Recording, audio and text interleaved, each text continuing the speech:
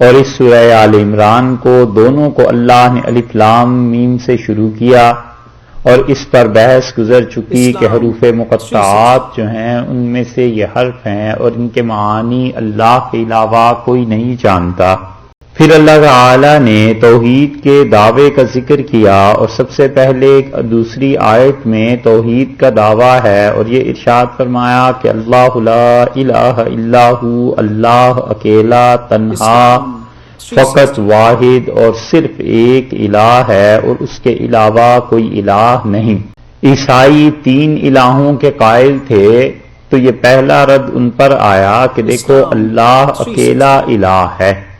اور اللہ ایک ہی پروردگار ہے، اور اللہ ہی ہے جو نفع اور نقصان کا بھی مالک ہے اور تمہارے حالات کو جانتا بھی ہے۔ اس ایک آیت کے ایک ٹکڑے کی تشریح میں آگے اللہ تعالی نے چوتھی اور پانچویں دونوں آیات کو نازل کر کے پھر اس کے بعد چھٹی آیت میں اگر آپ دیکھیں تو اس کے آخر پر پھر ارشاد فرما دیا کہ لا الہ الا ہو، اللہ کے علاوہ کوئی الہ نہیں۔ تو جو پہلی آیت میں بیان کیا ہے دوسری آیت کریمہ میں، یعنی یہ الفاظ کہ اللہ لا الہ الا ہو، اسے پھر چھٹی آیت میں لے آئے ہیں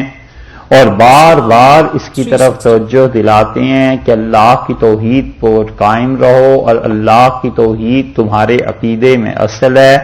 اور 2 دلائل اس کے دے دیے۔ ایک بات یہ ارشاد فرمائی کہ الحی، اللہ کی ذات زندہ ہے۔ یہ رد ہے اس بات پر کہ جس کو تم خدا مانتے ہو بہرحال اس پہ موت آنی ہے،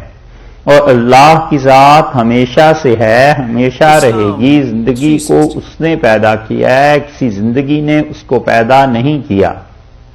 اللہ کی ذات کسی چیز سے وجود میں نہیں آئی، بلکہ وجود نے خود اپنی حیثیت پکڑی ہے۔ وجود اس دنیا میں قائم ہوا ہے اللہ کے موجود کرنے سے۔ تو جن جن کو تم خدا مانتے ہو، الحی،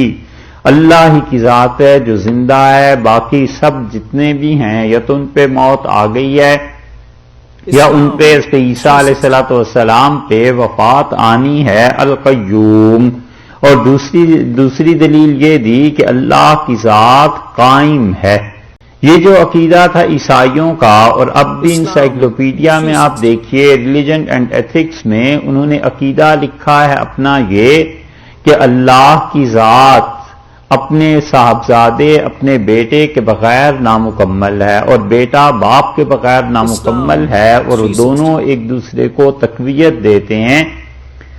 اور دونوں ایک دوسرے کی وجہ سے قائم ہیں، اور دونوں ایک دوسرے کے سہارے سے چلتے ہیں۔ تو اللہ تعالی نے قیوم کا لفظ ارشاد فرما کر یہ بات اس کی تردید کر دی کہ بغیر باپ اور بیٹا نہ چل سکے اور بیٹے کے بغیر باپ نہ چل سکے،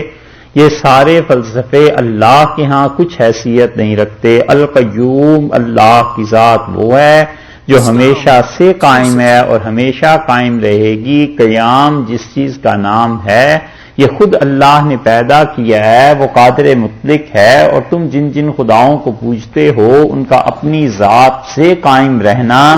یہ کسی طرح ممکن نہیں تھا۔ اللہ ہی کی ذات نے انہیں قائم رکھا، اور اللہ ہی کی ذات ان کو موت اور وفات دینے والی ہے۔ تمہارے اس عقیدے کی کوئی اصل نہیں۔ تو 2 اپنے نام اللہ نے شروع سے بالکل آغاز سے ہی دلیل میں کہہ دیے کہ ایک تو وہ حی ہے، زندہ ہے، اور اس کے علاوہ کوئی زندہ نہیں ہے، اور وہ قیوم ہے اور اس کے علاوہ کوئی قائم رہنے والا نہیں ہے۔ جس کو وہ زندہ رکھے وہ زندہ، اور جس کو قائم رکھے وہ قائم، جس کو موت دے دے، جس کو مٹا دے، یہ سب چیزیں اس کے اختیار میں ہیں۔ اور تم یہ جو کہتے ہو کہ وہ خدا ہیں اور شرک کرتے ہو، تو